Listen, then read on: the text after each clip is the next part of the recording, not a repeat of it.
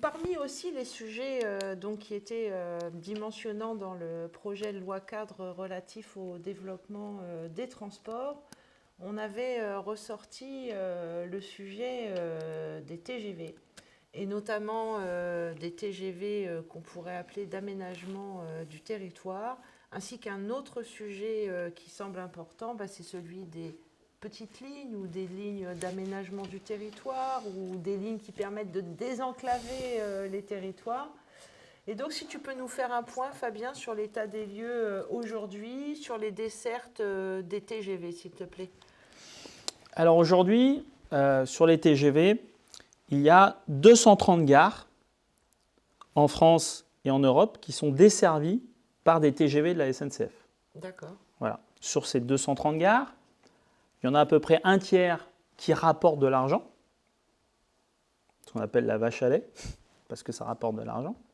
Pareil Lyon, qui était le plus connu, ça rapportait beaucoup d'argent. C'est des trajets qui rapportent de l'argent. Paris-Marseille, tout ça rapporte de l'argent. Mais tu en as quand même un tiers qui rapportent pas l'argent, qui sont à l'équilibre. Voilà, un tiers des gares, beaucoup. Et un tiers qui font perdre de l'argent. Dans l'ancien système, il y avait un système de péréquation qui est assez commun aux entreprises publiques, où en gros, les activités rentables financent les activités qui le sont moins ou qui ne le sont pas. Voilà. Et ça, quand même, c'est une particularité où on peut être assez fier, parce que 43% des voyageurs en Europe grande vitesse sont transportés par la SNCF. Ah, c'est énorme. C'est énorme. Ah ouais. On a tué le game. C'est-à-dire tout le monde est là, SNCF, vous êtes des nuls, des pourris. Bon, 43% des gens qui sont dans des TGV, ils le sont par des TGV de la SNCF. Voilà. Avec ce système de service public, pourquoi autant? Parce que on dessert des gares où il y a des voyageurs, mais qui nous font perdre du pognon. Voilà. Or, dans le cadre de l'ouverture à la concurrence, on a ouvert le marché à la concurrence des TGV. Et ça, c'est assez intéressant parce que même eux, ils savaient que ça allait poser un problème. Ils avaient anticipé Ils avaient anticipé. Parce qu'on regarde dans le rapport Spinetta de 2018, il faut se rappeler un peu le rapport Spinetta de 2018, il marque que ça va poser un problème. J'ai pris une citation que je trouve assez intéressante, qui est dans le rapport Spinetta, en parlant des TGV. L'étendue des dessertes TGV en France suggère qu'une proportion non négligeable des destinations est aujourd'hui financée par des péréquations internes aux transporteurs historiques, la SNCF. En situation d'ouverture à la concurrence dans le marché, donc là on parle des TGV. Les nouveaux entrants, Trenitalia, Renfe, alors ils ne marquent pas, c'est moi qui rajoute, Velvet, ne s'intéresseront qu'aux marchés les plus rentables. Oui, les malins, ils ne vont pas aller là où ça ne rapporte pas d'argent. Ouais. La concurrence conduira nécessairement à une réduction des marges de l'opérateur historique sur ces lignes et donc remettra en cause les péréquations finançant les lignes les moins rentables, conduisant à leur attrition.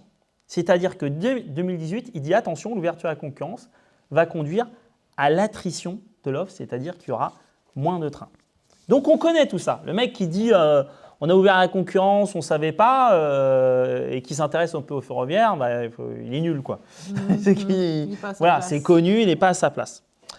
Donc alors, aujourd'hui, tu as des systèmes qui existent. Parce qu'ils disent oui, mais regardez, il y a quand même des subventions publiques. On se le prend souvent dans les dents. En Hauts-de-France, la région Hauts-de-France et Bretagne. Bon, c'est vrai qu'il y a des subventions entre TGV Paris-Rennes. Après Rennes, il y a une convention qui a été passée avec la région Bretagne pour qu'il y ait des TGV qui aillent jusqu'à Brest, qui aillent au-delà. Et c'est la même chose pour la Hauts-de-France. Après Lille, il y a des conventions pour Dunkerque, Calais, ainsi de suite. Bon, ça, ces conventions, c'est 158 millions d'euros. Les ressources de TGV, c'est 7,7 milliards. Donc c'est 2%. Donc ce n'est pas ça qui permet de financer. Alors aujourd'hui, l'ART, donc l'autorité de régulation des transports, ils ont validé un système. Ils ont dit, dans les gares, dans certaines gares, parce que pas toutes, ils ont ciblé 27 gares, qui sont des gares d'aménagement du territoire. Elles sont beaucoup plus nombreuses, mais je ne sais pas pourquoi, ils n'en ont ciblé que 27. Ils sont au minimum le double, mais bon, ils en ont ciblé 27. Ils disent dans ces 27 gares, si vous arrêtez, vous aurez des réductions de péage.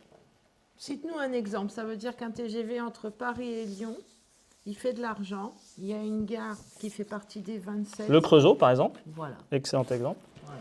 Eh bien, s'il s'arrête une fois, la première année, il aura 1% de réduction sur ses péages. Et la troisième année, ça peut aller jusqu'à 4%. Bon, autant vous dire, c'est peanuts. Ouais. Voilà.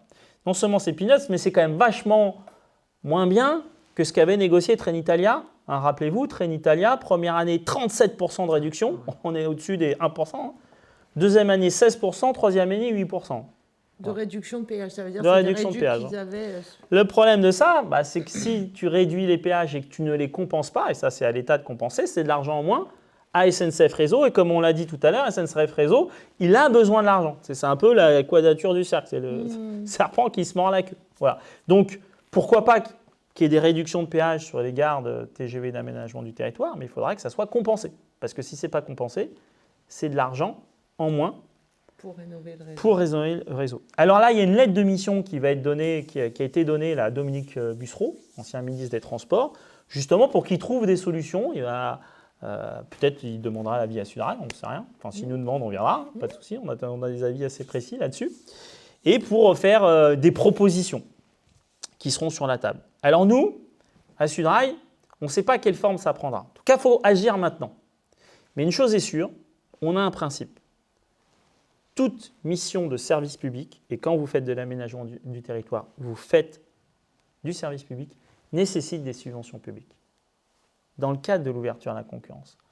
Soit vous avez l'ancien modèle, nous c'est ce qu'on pense, c'est-à-dire on revient au système de monopole, et il y a une péréquation interne qui finalement est pas mal finalement, donc marche les lignes bien. qui rapportent, voilà. Hop, Là, c'est plus le cas parce que vous avez ouvert à la concurrence. Mm. En attendant de renationaliser, parce qu'on renationalisera le chemin de fer, on va le renationaliser. J'espère qu'on n'attendra pas 30 ans. Et j'espère qu'on ne fera pas 30 ans de conneries comme les Anglais, mais on le fera. Mais en attendant de le faire, il faut mission de service public, argent public. Voilà. Alors les gens vont dire, ah bah bien, on ouvre à la concurrence, on pensait que ça allait coûter moins cher aux contribuables. Patatras, il va falloir mettre un peu plus d'argent sur la table.